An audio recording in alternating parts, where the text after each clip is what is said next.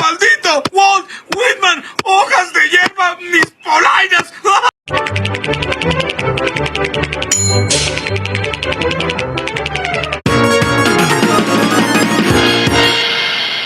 Cuando narramos, lo hacemos con el objetivo de que el lector vea lo que contamos. Queremos colocarlo en medio de la acción para que la sienta, para que se sumerja en ese mundo ficticio que estamos inventando. Por eso debemos contar de manera concreta, no abstracta. Veamos el siguiente ejemplo. La persona conducía su vehículo mientras comía. De golpe vio un animal en medio de la vía. Desvió el vehículo y chocó contra un obstáculo. Se escuchó un ruido estrepitoso. Se supone que el lector haya recibido una imagen clara de lo que ocurre, de la acción. Pero este párrafo deja al lector perplejo. ¿Por qué? Con varias preguntas puedo demostrar el problema. Contéstate estas preguntas. Número 1. ¿Quién conducía el vehículo? ¿Hombre o mujer? ¿Joven o mayor? Número 2. ¿Qué tipo de vehículo conduce? ¿Motocicleta? ¿Auto deportivo? ¿Auto de 4 puertas? ¿Camión? ¿Remolque? ¿Tanque de guerra? Número 3. ¿Qué comía? ¿Tortilla? ¿Salchicha? ¿Hamburguesa? ¿Paella? ¿Pizza? ¿Lasaña? ¿Una barra de chocolate? Número 4. ¿Qué animal se cruzó en el camino? ¿Un gato? ¿Un perro? ¿Una vaca? ¿Un león? ¿Un elefante? ¿Una víbora? ¿Bambi? Número 5. ¿En qué tipo de vía iba la persona? ¿Camino rural oscuro? ¿Carretera? ¿Autopista iluminada? Número 6. ¿Contra qué chocó? ¿Otro carro? ¿Un camión? ¿Un árbol? ¿Una roca? ¿Una nave espacial? Número 7. ¿Cómo fue el sonido que se escuchó? ¿Un grito de mujer? ¿Un disparo? ¿Un cañonazo? ¿El impacto de un auto contra otro? ¿El mugido de una vaca? ¡Taifún, putos! ¡Taifún! Número 8. ¿Es de día o de noche? Son tantos los defectos del párrafo citado que en realidad es un párrafo inútil. No cumple ninguna función excepto confundir y desesperar al lector. Aquí he marcado los errores. Aunque el párrafo solo incluye 4 oraciones breves, contiene una cantidad intolerable de errores serios. Al contar, debemos darle al lector todos los elementos necesarios para que pueda hacerse una imagen clara de lo que contamos. Quizá no hay que resolver cada uno de los 8 problemas. Algunos datos pueden quedar para más adelante o tal vez no hagan falta, pero al verlos todos juntos, nos damos cuenta de que el párrafo no dice nada. Mi sugerencia es la siguiente. Mientras escribes un texto o cuando lo revisas, piensa que se trata de las instrucciones para el productor de una película. La cinta se rodará dentro de pocos días y el productor necesita prepararlo todo. Eres el director de la cinta y viene a donde ti, desolado, porque acaba de leer el guión. ¿Qué te preguntará? Pues las mismas 8 preguntas que propuse anteriormente. ¿A cuál de los muchos actores debe llamar para filmar la escena? ¿Qué tipo de vehículo debe alquilar? ¿Qué comida quieres que compre? ¿Qué tipo de animal debe alquilar? ¿En qué tipo de carretera se filmará la escena? ¿Contra qué chocarán? ¿Qué efecto especial necesitas para el famoso ruido? Y, por último, necesitarás saber si hay que preparar luces para filmar de noche o si la escena es de día. No somos directores ni productores de cine, pero somos narradores y debemos narrar de forma concreta, de modo que nuestros lectores no se queden perplejos. Debemos ser concretos, porque el lector no puede leer tu mente. Si deseas que vea algo, debes mostrarlo por medio de la palabra. No tienes que enumerar pieza por pieza cada ángulo del vehículo. No tienes que describir en detalle lo que come. Si come lasaña, no tienes que decir con cuántos quesos fue cocinada. No es cuestión de exagerar hasta el aburrimiento, pero tienes la obligación de narrarle al lector una imagen visual y auditiva clara de la escena que le quieres contar. La narración abstracta es un defecto. Queremos narrar de la manera más concreta posible. Por tanto, una de las muchas maneras en que se podría escribir el párrafo es la siguiente.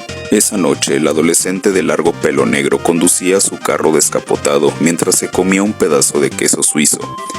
De golpe vio un enorme caballo blanco en medio de la avenida. desvió su auto deportivo y chocó contra un camión de reparaciones eléctricas. Se escucharon los estrepitosos gritos de los obreros electrocutados. Aunque se supone que sea el mismo párrafo, la escena que ahora ve y escucha el lector es muy diferente porque incluye datos concretos. Para que un texto pueda llamarse cuento o novela, debe tener un conflicto. El texto puede ser una narración hermosa, espectacular, única y mucho más. Pero no es un cuento ni una novela si no tiene conflicto. Veamos un fragmento de la novela Regenta de Clarín. La heroica ciudad dormía la siesta. El viento sur, caliente y perezoso, empujaba las nubes blanquecinas que se rasgaban al correr hacia el norte. En las calles no había más ruido que el rumor estridente de los remolinos de polvo, trapos, pajas y papeles que iban de arroyo en arroyo, de acera en acera, de esquina en esquina, revolando y persiguiéndose, como mariposas que se buscan y huyen y que el aire envuelve en sus pliegues invisibles. Cual turbas de pilluelos, aquellas migajas de la basura, aquellas obras de todo se juntaban en un montón, parábanse como dormidas un momento y brincaban de nuevo sobresaltadas, dispersándose, trepando unas por las paredes hasta los cristales temblorosos de los faroles. En este largo fragmento se describe una ciudad, punto. No hay conflicto de ningún tipo. De esta misma manera el autor puede continuar durante 5, 50, 100 o 1000 páginas. Mientras solo describa la ciudad, a los personajes, al paisaje, etc., el texto podrá llamarse estampa, memoria, impresión, anécdota, leyenda, mito, biografía, crónica, epístola, poema en prosa o cualquier otra cosa, pero no será cuento ni novela. Podemos hablar, por ejemplo, de estampas campesinas, urbanas, rurales, industriales, etc. Una estampa campesina puede consistir de 20 páginas que describen la vida en el campo. Se explica cómo son las casas, las camas, la comida, la rutina de trabajo, etc. Pero no hay más. No existe un conflicto central. La estampa es un retrato que no tiene el objetivo de crear un cuento o una novela. Un conflicto puede ser épico, puede involucrar a varios países o al mundo entero. Puede conllevar la transformación o muerte de muchos millones de seres humanos. Un ejemplo sería una novela sobre la invasión de Rusia por parte de Alemania con 4.5 millones de soldados y la muerte de 26 millones de rusos como resultado de la invasión. O el conflicto puede ser mucho menor, bastante cotidiano, como el hecho de que a un niño se le pierda su juguete favorito o que una mujer tenga una piedra en su zapato. Al fragmento de Clarín, usado anteriormente, se le podría hacer un cambio menor para convertirlo en el comienzo de una novela o cuento.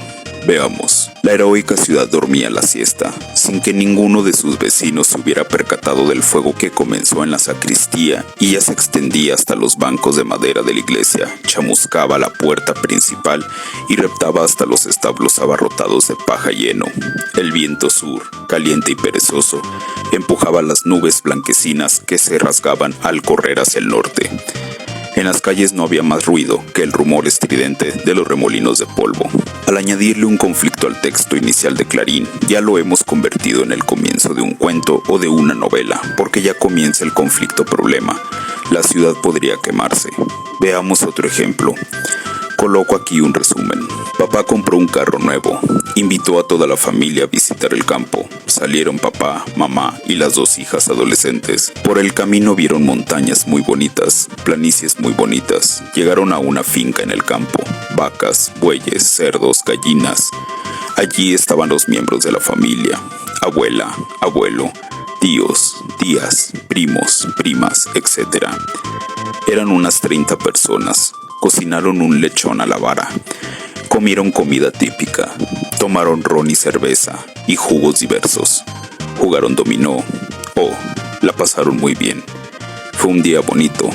Toda la familia muy contenta. Al atardecer, papá, mamá y las 2 muchachas regresaron a la capital. Fue un viaje largo y agotador, pero llegaron felices a casa. Habían disfrutado de un hermoso domingo familiar. Lo resumido en este ejemplo es una trama, pero no de un cuento o una novela. ¿Por qué no es cuento ni novela? Porque no hay conflicto. Puede ser una estampa campesina, una crónica, parte de unas memorias o de una biografía, una anécdota, pero no es un cuento ni novela. Hagamos un cambio pequeño. Digamos que, al rato de llegar a la finca, una de las hijas de papá le pide a una prima de la misma edad que se vayan a hablar debajo de un árbol que queda retirado de la fiesta. Ella le dice, en secreto y bastante preocupada, que está embarazada. Hablan un poco más, luego vuelven a la fiesta. Todo lo demás podrá continuar igual, pero ya tenemos el comienzo de un cuento novela. Hay un conflicto, y claro, según se desarrolla el resto del texto, sabremos al fin si esa confesión era el conflicto principal del cuento o novela, o si se quedará en la mera anécdota. En resumen, un texto que pretenda ser cuento o novela, pero que no tenga conflicto, es un texto defectuoso. Por último, los autores siempre buscan retos. La regla del conflicto está escrita en piedra y es irrompible. Pero, en el caso de buenos escritores que saben lo que hacen, hay cuentos que pueden dar la impresión de no tener conflicto, pero no es cierto. Son conflictos muy sutiles, pero existen. La mayor parte de las veces no es necesario, ni prudente, ser demasiado preciso cuando narramos. Es necesario, por supuesto, ser concreto y darle al lector la información que necesita para ver la escena que estamos contando, pero hay que evitar el exceso. Veamos el siguiente párrafo de una escena en que una detective entra furtivamente, de noche, a la oficina oscura de un sospechoso. La detective Pérez se dobló hacia el frente y buscó en un archivo que estaba al lado del escritorio color caoba, con bordes plateados, de 74 centímetros de alto y 110 centímetros de ancho. Con la mano izquierda abrió la gaveta y con los dedos de la mano derecha empezó a separar las carpetas. Durante 8 minutos miró los nombres y los apellidos de 115 pacientes. Luego giró el cuerpo completo hacia la izquierda, de frente a la puerta, y la miró durante 20 segundos, sin moverse. Luego dio 15 pasos hasta la salida. Agarró el pomo plateado de la puerta con la mano derecha. La giró hacia la izquierda, jaló la cerradura y abrió la puerta.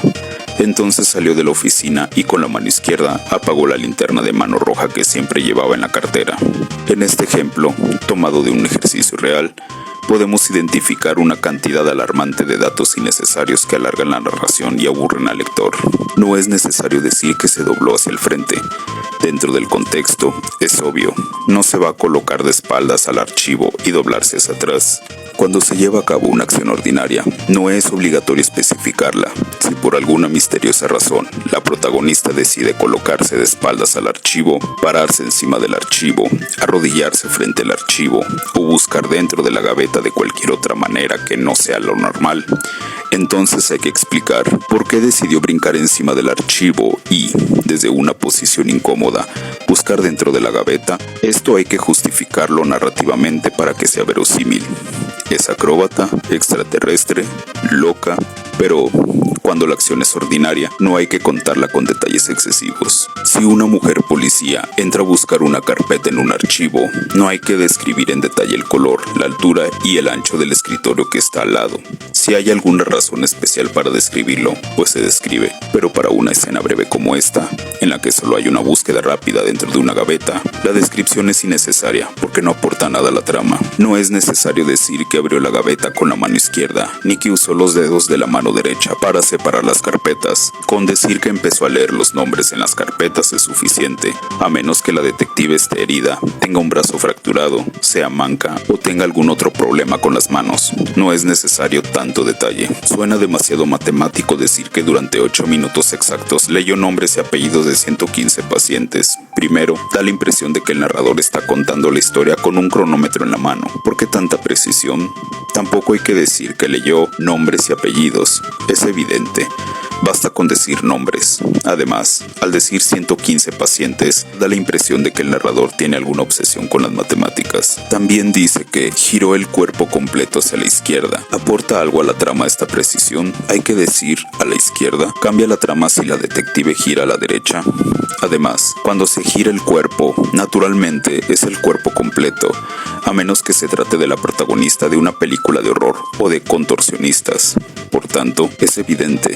Al decir 20 segundos y 15 pasos, nuevamente da la impresión de que el escritor está cronometrando la acción de la trama, lo cual le resta naturalidad a la narración. se indica que la protagonista agarró el pomo plateado con la mano derecha, la giró a la izquierda y apagó la linterna con la mano izquierda. Nuevamente, la pregunta que debemos hacernos es, ¿qué aporta la trama? ¿Que el pomo sea plateado o dorado? La mano con que fue agarrado, hacia dónde giró la mano. Estos son ejemplos de excesos de precisión, lo cual aburre mucho al lector porque lo obliga a leer un montón de sandeces innecesarias. A menos que sea fundamental para la trama, es mejor usar términos más humanos y menos matemáticos. En vez de 8 minutos, puede decir durante varios minutos, un buen rato, pocos minutos, etc. O se puede decir, sintió que habían transcurrido 8 minutos y que ya debían salir, pero decir 8 minutos a secas suena como una competencia olímpica y no como una narración literaria. Por último, hay veces en que, debido al exceso de información, dejamos fuera detalles realmente importantes que harán dudar al lector. Por ejemplo, al final del párrafo nos enteramos de que la detective se iluminaba con una linterna de mano, pero este dato ahora nos resulta contradictorio. Si ella abría tal gaveta con una mano y luego usaba la otra mano, ¿dónde llevaba la linterna? ¿En la boca? Una redacción más efectiva del ejemplo anterior podría ser la siguiente. La detective Pérez se colocó la linterna de mano en la axila y buscó en el archivo que estaba al lado del escritorio. Abrió la gaveta y empezó a separar las carpetas. Durante breves minutos, miró los nombres de más de 100 pacientes. Luego giró hasta colocarse de frente a la puerta y la miró durante varios segundos. Sin moverse, de pronto, con muy pocos pasos, llegó hasta la puerta, abrió y salió de la oficina. Apagó la linterna roja que siempre llevaba en la cartera.